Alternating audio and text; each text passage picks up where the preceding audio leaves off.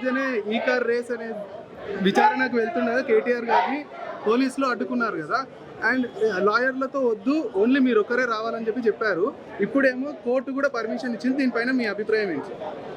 ఈ దేశంలో న్యాయం ఉంది, చట్టం ఉంది, కోర్టులు ఉన్నాయి.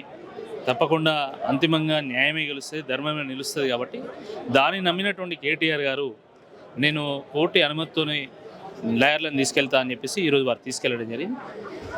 నిజాయితీకి ధైర్యం ఎక్కువ ఉంటుంది కాబట్టి ధైర్యంగా విచారణ ఎదుర్కోవడానికి కేటీఆర్ గారు సిద్ధమయ్యారు. కేటీఆర్ గారు వెళ్ళారు.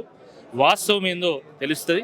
ఈ రాష్ట్రంలో ప్రజలకు ఏ ఆపద వచ్చినా కూడా వాళ్ళకు ఆపద్ బాంధవుడుగా నిలబడ్డటువంటి వ్యక్తి కేటీఆర్ గారు.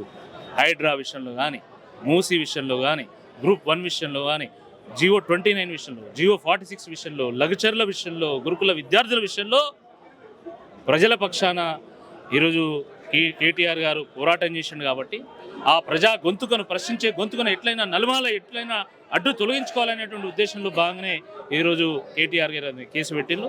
కానీ దీనికి భయపడ్డోడు ఎవరు లేడు. ఈ లాఠీలకు, తూటాలకు, కేసులకు, జైళ్లకు, పోలీస్ పహారాలకు, మీరు వేసేటువంటి ఇనుప కంచెలకు భయపడ్డోడు ఎవరు లేడు.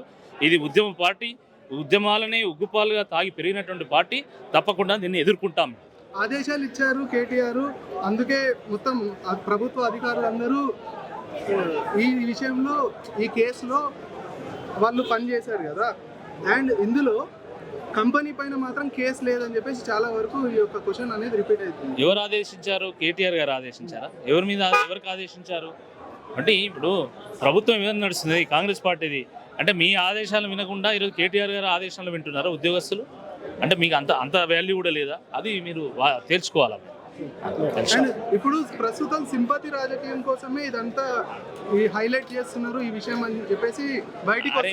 మీది ప్రజాపాలన కదా, ప్రజా సమస్యలను పరిష్కారం చేయడం విషయంలో మీరు ముందున్నప్పుడు సింపతి మీకు రావాలి, మాకెందుకు వస్తుంది?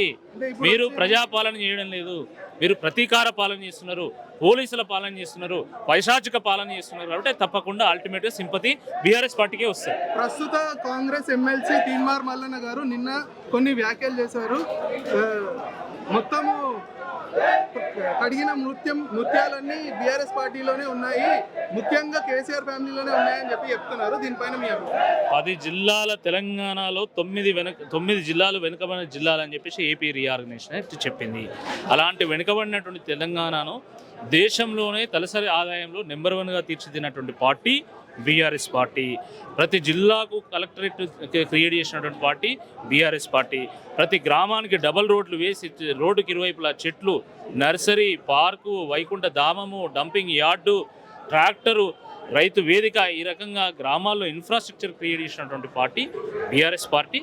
కాబట్టి ఎవరు కడిగిన ముత్యము, ఎవరు మాట్లాడే ముత్యమో అందరికీ తెలిసినటువంటి విషయం. కాబట్టి దాని గురించి నేను పెద్దగా వ్యాఖ్యానించాను. Thank you.